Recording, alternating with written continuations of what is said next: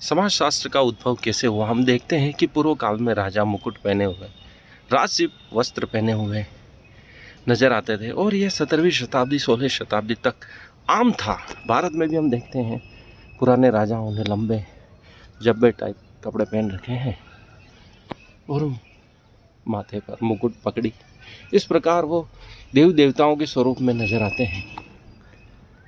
चाहे विश्व में हम कहीं पे भी राजाओं को देखें तो वह इसी स्वरूप में नजर आते हैं। लेकिन पुनर्जागरण का फ्रांसीसी क्रांति, इंग्लैंड की औद्योगिक क्रांति के बाद समाज में परिवर्तन हुआ और उसके बाद विद्वानों को विचार करने के लिए मजबूर किया कि ये समाज कैसे परिवर्तित हो रहा है। इनमें राजाओं के खिलाफ विद्रोह हो रहे हैं, समाज में क्रांतियाँ हो रही है, इसका समाज पर क्या प्रभाव पड़ता है। तो इसके लिए एक अलग ही विषय की आवश्यकता होती है।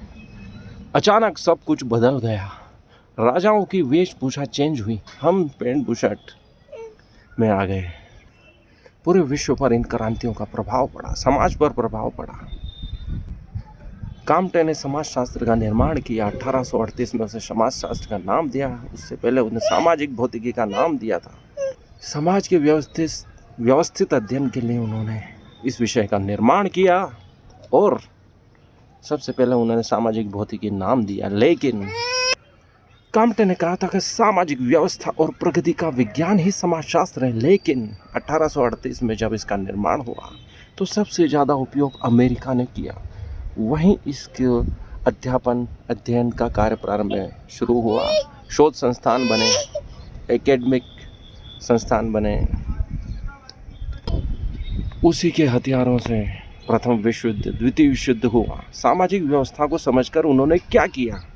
काम्टे ने समाज की व्यवस्था को समझना चाहा, उसके प्रगति के विज्ञान को समझना चाहा, लेकिन उसका परिणाम क्या हुआ? प्रथम विश्व युद्ध और द्वितीय विश्व युद्ध।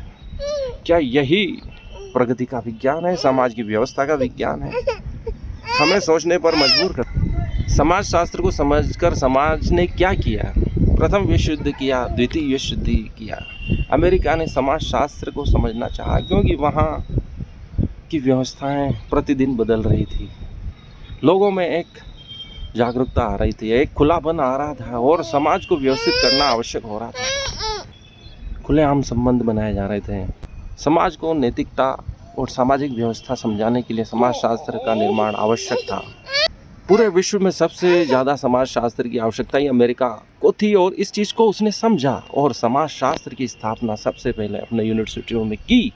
उसका अध्ययन अध्यापन ग्राहम समनर ने किया येल यूनिवर्सिटी में।